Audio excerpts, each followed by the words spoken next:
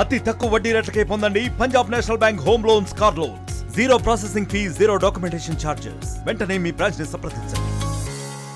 ఏలూరు జిల్లా ఆసుపత్రి సందర్శించడం జరిగింది. సూపరింటెండెంట్ గారి ఆధ్వర్యంలో కొన్ని కార్యక్రమాలు, కొన్ని ఆలోచనలు, అదేవిధంగా పేషెంట్స్కి సౌకర్యాలు ఏ విధంగా పెంచొచ్చే దానిపైన కొంతవరకు అవగాహన తెచ్చుకోవడానికి ఒక ప్రయత్నం ఈరోజు చేశాం. సుమారు 600 పడకల ఆసుపత్రి ఉభయ గోదావరి జిల్లాలకే నిజంగా ఒకప్పుడు ఏలూరు ప్రభుత్వ ఆసుపత్రి అంటే చాలా గొప్ప పేరు. డాక్టర్లు, ఇక్కడ ఉన్న నర్సింగ్ సిబ్బంది అందరూ కూడా సమాయుత్తమై ఒక టీమ్ స్పిరిట్తో పనిచేస్తే చక్కగా మనం ప్రతి ఒక్కరికి సేవలు అందించడానికి ఒక గొప్ప అవకాశం.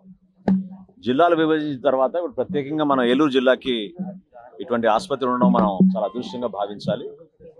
అయినా కానీ పేషెంట్స్ ఇతర ప్రాంతాల నుంచి కూడా, దూర ప్రాంతాల నుంచి కూడా వస్తూ ఉన్నారు ఇక్కడికి. కొంతవరకు నర్సింగ్ సిబ్బంది, అదేవిధంగా డాక్టర్లు కూడా సంఖ్య ఖచ్చితంగా డిపార్ట్మెంట్ వారీగా చెక్ చేస్తే ఇంకా ఫిలప్ చేయాల్సిన వేకెన్సీస్ చాలా ఉన్నాయి. అది ఖచ్చితంగా ఇమీడియట్ ప్రయారిటీలో అడ్రస్ చేస్తాం. నేను సూపరింటెండెంట్ గారికి మాట ఇచ్చాను. నెక్స్ట్ డిఆర్సి తప్పకుండా మేము ఆరోగ్య సమస్యలపైన మేము ఒక సెషన్ ఏర్పాటు చేసుకుంటాం. గౌరవ శాసనసభ్యులతో, వీళ్ళందరితోటి కలెక్టర్ గారి ఆధ్వర్యంలో ఇక్కడున్న ఈ వ్యవస్థని మరింత పటిష్టం చేయడమే కాకుండా పేషెంట్ల పక్షాన ఆలోచించమని డాక్టర్ గారిని కోరాను. ఎందుకంటే ఎవరైనా పాపం పేషెంట్ అవుట్ పేషెంట్గా వస్తే 2-3 చోట్ల వాళ్ళకి తిరగాల్సి వస్తుంది. వీల్ చైర్ సదుపాయాలు సరిగ్గా లేవు, దానికి సంబంధించిన సిబ్బంది లేరు. వీటితో పాటు కొన్ని పరికరాలు, యంత్రాలు కూడా మనం ఇంప్రూవ్ చేయాలి. ఇంత పెద్ద ఆసుపత్రి పెట్టుకుని మనం కార్డియాక్ కేర్ కూడా పెంచుకోవాలి. అవసరమైతే ఎంపీ గారి ద్వారా మనం కొంతమంది దాతల్ని తీసుకొచ్చి ఈ ప్రాంతానికి మనం అందించాల్సిన సహాయమే కాదు, అదొక బాధ్యతగా మనం అందరం కూడా తీసుకోవాలి. తప్పకుండా ప్రభుత్వం దృష్టికి తీసుకెళ్లి నేను ఎట్టి పరిస్థితుల్లో కూడా రాబోయే రోజుల్లో దీనిపైన లోతుగా సమీక్షించి ఏలూరు ప్రభుత్వ ఆసుపత్రిని మరొకసారి ప్రజలకి ఇంకా మెరుగైన సేవలు అందించే విధంగా ప్రతి ఒక్కరిని సమాయత్తం చేసి ఎక్కడ కూడా ఈ లోపాలు లేకుండా ఖచ్చితంగా నాకు కళ్ళ ముందు నాకు కనపడింది. పేషెంట్లు కొంచెం ఇబ్బంది పడుతున్నారు. అటువంటి ఇబ్బందులు భవిష్యత్తులో రాకుండా చూసుకోవాల్సిన బాధ్యత మా అందరిపైన ఉంటుంది.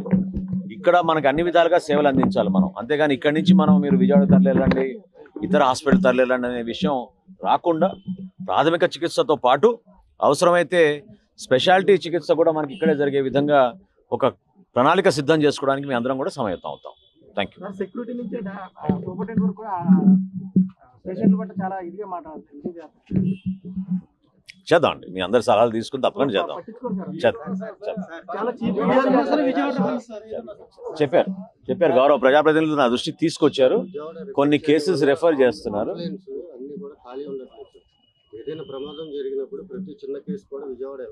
నేను మీ అందరికీ మాట ఇస్తున్నాను. సూపరింటెండెంట్ గారు కూడా అదే చెప్పాను. ఇది ఒక టీచింగ్ హాస్పిటల్. సో మనకి యాక్చువల్గా చూస్తే మనకి ఇంకా అద్భుతమైన సేవలు మనం అందించగలుగుతాం. ఎక్కువ మంది డాక్టర్లు మనకు అందుబాటులో ఉండాలి, కానీ ఆ కొరత ఉంది. కాబట్టి నెక్స్ట్ డిఆర్సీలో తప్పకుండా వైద్య ఆరోగ్య శాఖ పైన ప్రత్యేకంగా దృష్టి సారించి, ప్రత్యేకంగా మన ఆసుపత్రి పైన మేము ఎక్కువ ఫోకస్ చేసి మా ప్రజాప్రతినిధులు మీ అందరం కలిసి జాగ్రత్తగా దీన్ని మరొకసారి అపూర్వ వైభవం తీసుకొచ్చాడు. తప్పకుండా మీరు కృషి చేయండి. మరిన్ని వీడియోస్ కోసం ఛానల్ ని సబ్స్క్రైబ్ చేయండి. లేటెస్ట్ అప్డేట్స్ కోసం వాట్సాప్ ఛానల్ ని ఫాలో అవ్వండి. ఆ లింక్ డిస్క్రిప్షన్ లో ఉంది.